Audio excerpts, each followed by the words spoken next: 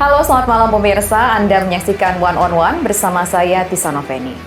Pemirsa, saat ini kita menyaksikan begitu menyedihkan nasib warga yang berada di Gaza, Palestina. Ketika di bulan suci Ramadan ini seharusnya bisa melaksanakan ibadah puasa dengan begitu khusyuk, namun kita melihat bahwa mereka menjalankan ibadah puasa dengan kondisi yang sangat memprihatinkan. Dalam serangan yang luar biasa membabi buta yang dilakukan oleh Israel dan juga aksi genosida yang terus saja dilakukan oleh Israel. Selain itu juga kita mengetahui bahwa saat ini sudah lebih dari 31.000 masyarakat di Gaza, Palestina yang meregang nyawa akibat serangan dari Israel. Mereka mayoritas adalah anak-anak, kaum wanita, dan juga kaum lansia. Lantas apa yang sudah dilakukan dan akan terus dilakukan oleh pemerintahan Republik Indonesia untuk mendorong adanya kemerdekaan di Palestina? Saat ini saya sudah bersama dengan Menteri Luar Negeri Republik Indonesia, Ibu Retno Marsudi. Selamat malam, Bu Retno. Selamat malam. Apa kabar? Baik, alhamdulillah. Agak batuk dikit, Iya, tapi nggak apa-apa. all in all, alhamdulillah sehat. Terima kasih sudah meluangkan waktunya meskipun dalam kondisi agak batuk-batuk. Kita doakan semoga cepat sembuh dari batuknya, Amin, Bu Retno. amin, amin. Bu Retno, kalau kita berbicara saat ini seharusnya warga di Gaza bisa melaksanakan ibadah puasa dengan nyaman, dengan tenang untuk fokus beribadah. Tapi saat ini mereka dalam kondisi yang sangat memprihatinkan. Buat buka puasa susah, buat sahur aja susah. Lantas apa yang kemudian bisa kita lakukan dan sudah dilakukan oleh pemerintah Indonesia untuk menghentikan peristiwa yang menyedihkan yang terjadi di Gaza? Terima kasih sekali lagi. Thank you very much for having me.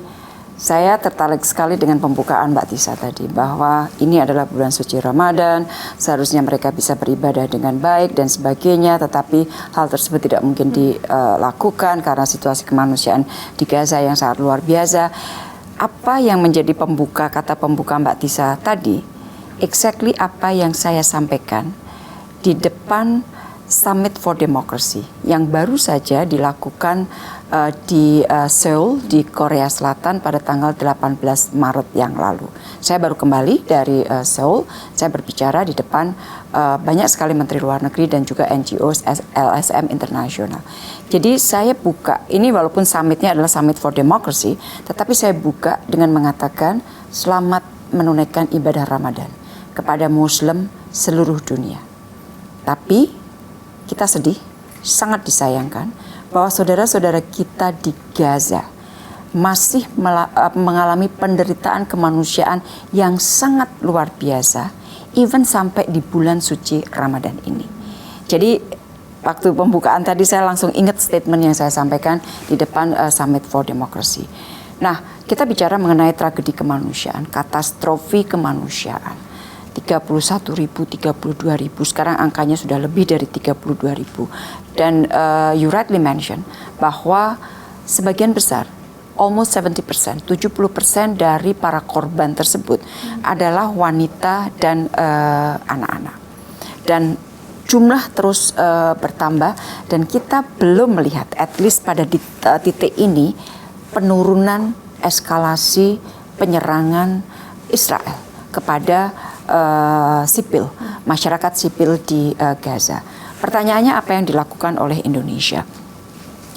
Kalau kita lihat, terlepas dari Gaza, Indonesia adalah salah satu negara yang sangat konsisten untuk mendukung perjuangan bangsa Palestina.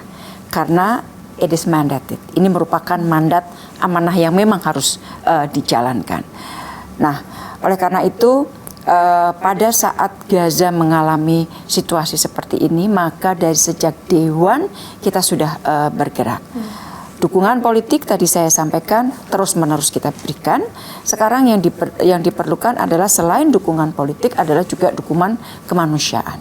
Nah, so far dari sisi bantuan kemanusiaan kita sudah berikan in total adalah sekitar 1.100 ton. Jadi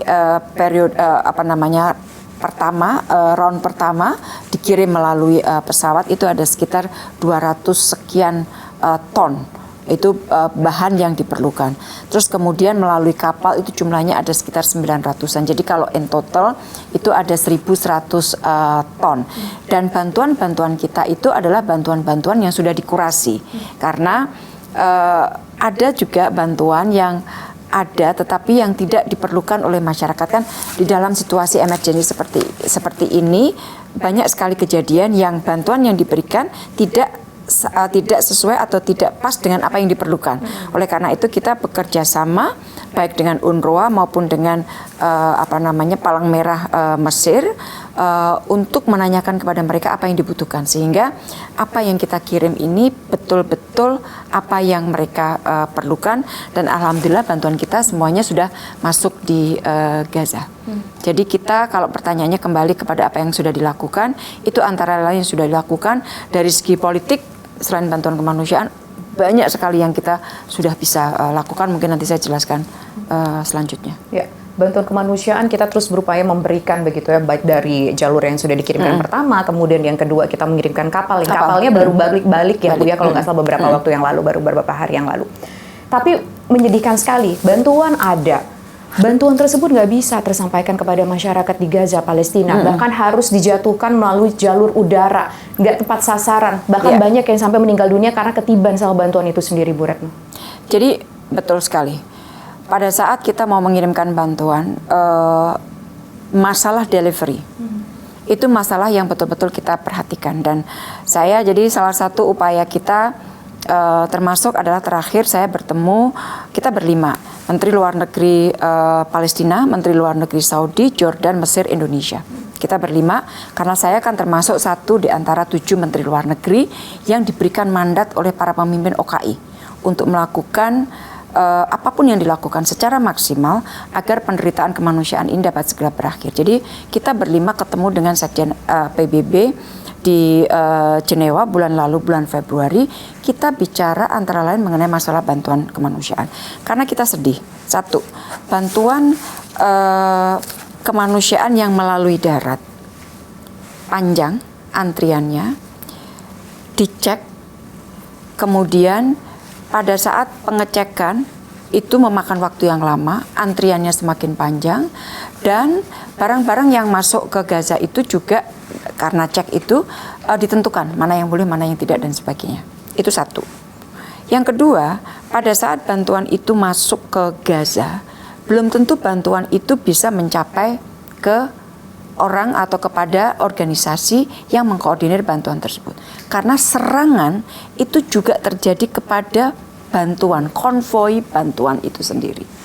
Dan pada saat saya melakukan pertemuan dengan Sekjen, dia mengatakan bahwa pengawalan bagi pengiriman bantuan itu juga mendapatkan diserang oleh Israel. Nah, dengan situasi darat yang lamban, padahal kita tahu di utara itu sudah, tapi masih ada orang sekitar 527 ribuan kalau tidak salah orang Gaza yang bertahan di utara. Kan pertama serangan utara terus-terusan, mereka didesak masuk ke selatan. Sekarang selatan pun dihajar terus oleh Israel. Nah, kita juga fokus bantuan ke utara, karena utara itu saya ketemu dengan Menteri Luar Negeri Jordan dan Palestina, dan mereka mengatakan begini, banyak orang sekarang yang meninggal bukan karena dampak dari perang langsung, misalnya dia ketembak atau apa dan sebagainya. Mereka meninggal karena secondary. Hal yang menyebabkan meninggalnya itu dari hal yang kedua, yaitu apa? Sakit dan kelaparan. Sehingga bantuan kita coba apa ya yang bisa kita lakukan. Pada akhirnya Jordan mengatakan kepada kita, Indonesia termasuk yang diajak bicara, Jordan berinisiasi untuk memberikan bantuan dari udara, dropping. Memang ini bukan ideal, tetapi that is the least that we can do. Karena bantuan dari udara ini, satu, pertanyaannya selalu siapa yang mengkoordinir? Ya nggak ada yang mengkoordinir. Yang kedua, kita tidak bisa mengendalikan cuaca. Kalau tiba-tiba arah angin misalnya berubah atau bagaimana, maka parachute yang diterjunkan itu juga bisa jatuh ke laut dan sebagainya. Tetapi that is the least that we can do. Jadi inisiatif bantuan dropping dari udara itu perlu kita apresiasi. Kita tahu ada kelemahannya, tetapi itu yang dapat kita lakukan sejauh ini dan kita termasuk yang diajak bicara. Oleh karena itu, saya sudah bicara dengan Pak Menteri Pertahanan, dengan Pak Menko Polkam, dengan Pak Panglima dan juga tentunya dengan Presiden. Saya lapor Presiden, kemudian kita bicara berempat, terus kemudian kita merencanakan juga untuk membantu join dengan Jordan untuk memberikan bantuan dari udara. Pokoknya apapun, intinya begini, apapun yang dapat kita lakukan untuk membantu bangsa Palestina, kita akan lakukan. Oke, baik. Perbincangan nanti akan kita lanjutkan kembali, Bu Retno, usai jeda berikut. Tetaplah bersama kami.